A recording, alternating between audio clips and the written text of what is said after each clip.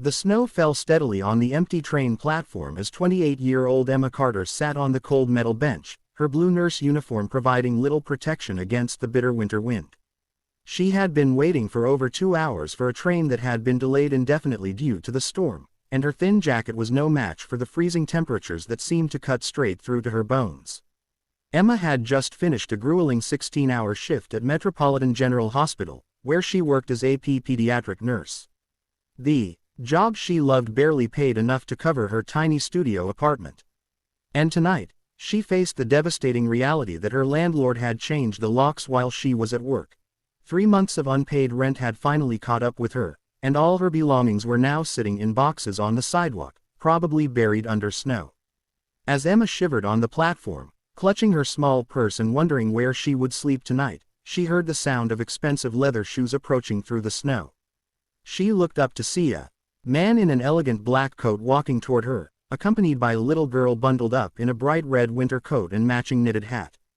The man appeared to be in his mid-30s with the kind of confident bearing that spoke of success and authority. But there was something in his expression as he looked at Emma that suggested compassion rather than judgment. The little girl beside him clutched a small teddy bear and watched Emma with the curious, empathetic eyes that children often bring to encounters with people who are struggling. "Excuse me," the man said gently, approaching Emma with obvious concern. "I am Alexander Winters, and this is my daughter Sophie. We were waiting for our car when I noticed you have been sitting here for quite some time. Are you all right?" Emma looked up at this well-dressed stranger and his daughter, feeling embarrassed by her obvious circumstances, but touched by their genuine concern. "I am Emma," she replied, her voice barely steady due to both the cold and her emotional exhaustion. "I am waiting for a train, but it seems to be delayed indefinitely." Alexander studied Emma's face, taking in the exhaustion in her eyes and the way she was shivering despite her attempts to appear composed. "Emma, forgive me if this sounds presumptuous, but you look like someone who has had a very difficult day. Is there anything we can do to help?" At that moment, Sophie tugged on her father's coat and whispered something in his ear. Alexander nodded and knelt down to his daughter's level for a brief, quiet conversation that Emma could not hear, but could see was serious and important. When Alexander stood up, his expression had changed to one of careful consideration. "Emma, I know this might sound unusual, but Sophie and I would like to make you an offer. Would you be willing to have a warm meal with us while we talk about something that might benefit all of us?" Emma hesitated, her natural caution wearing, with her desperate need for warmth and the genuine kindness she sensed from both father and daughter. "That is very generous, Mr. Winters, but I do not want to impose on your evening." Sophie stepped forward and looked up at Emma with the kind of direct honesty that only children possess. "Please come with us, Miss Emma.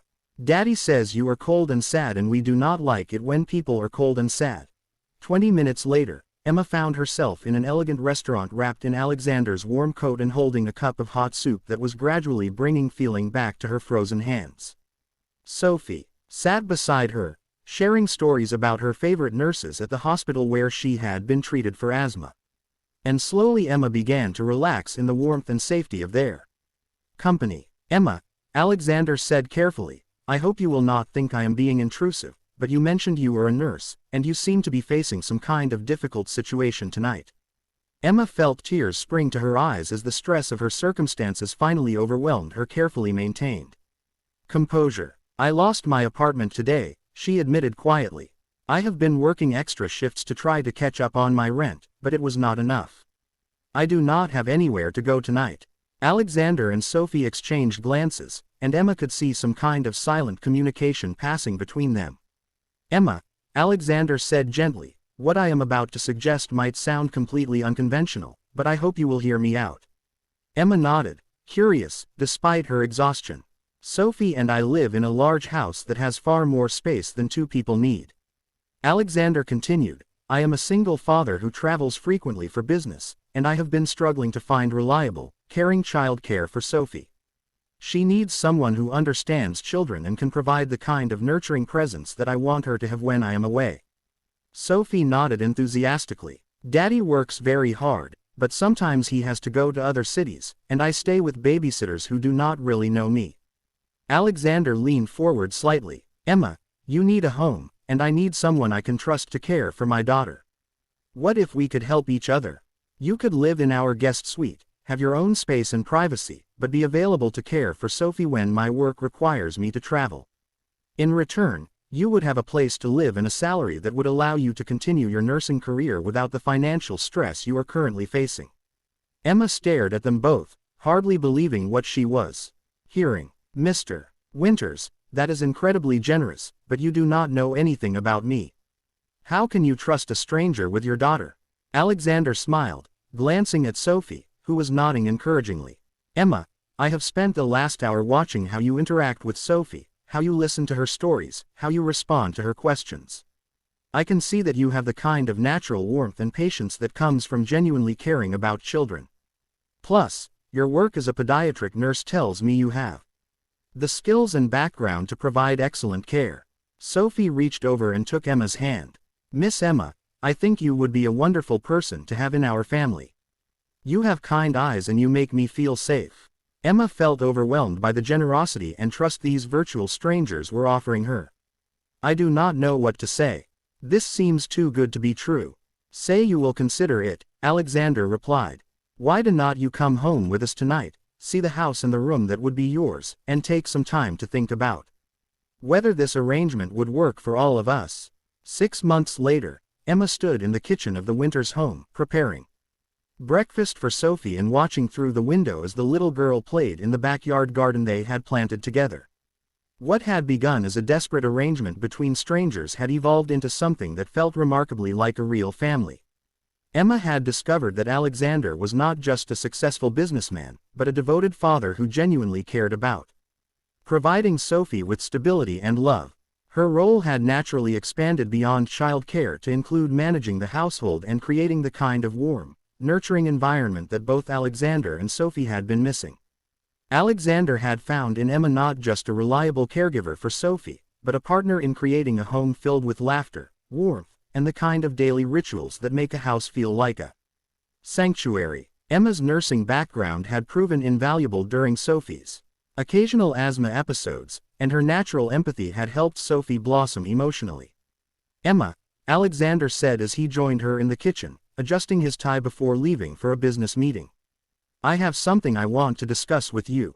Emma looked up from Sophie's lunch preparation, noting something serious in Alexander's expression. This arrangement has worked out better than I ever hoped. Alexander continued. Sophie adores you, and you have brought a stability and happiness to our lives that I did not realize we were missing. Emma felt her heart skip, wondering if Alexander was about to tell her that the arrangement needed to change somehow. What I want to ask, Alexander said, taking her hands gently, is whether you would consider making this permanent in a different way.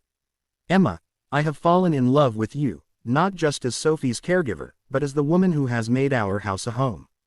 Emma felt tears of joy spring to her eyes as she realized that her feelings for Alexander had grown far beyond gratitude into something deep and lasting. Sophie and I have talked about this extensively, Alexander continued with a smile. And she is very much in favor of asking you to become not just part of our family but the center of it. At that moment, Sophie burst through the kitchen door, clearly having been listening from the hallway. Miss Emma, will you marry Daddy and be my real mommy? I have been hoping for this for months. Emma laughed through her tears looking at this little girl who had become the daughter of her heart and the man who had shown her that sometimes the most desperate moments lead to the most beautiful beginnings. Yes, Emma said, embracing both of them. I would be honored to be your real family. 1 year later, at their wedding in the garden, where Emma and Sophie had planted flowers together, Alexander spoke about how that snowy night at the train station had changed all their lives. A year ago, I thought I was offering Emma a practical arrangement that would solve problems for both of us. Alexander said in his wedding speech. What I discovered was that when you open your home to someone in need, you often find that they were exactly what your heart was missing. Emma, radiant in her wedding dress with Sophie beside her as maid of honor, reflected on how a night that had seemed like the lowest point of her life had actually been the beginning of everything she had ever dreamed of. Sometimes, Emma thought as she looked out at their friends and family celebrating their love, the most beautiful proposals are not for marriage, but for the chance to build a life together. And sometimes when two people are brave enough to trust each other with their greatest needs, they discover that they can create something more wonderful than either could have imagined alone. The homeless nurse and the lonely CEO had found in each other not just practical solutions to their problems, but the missing pieces that made them a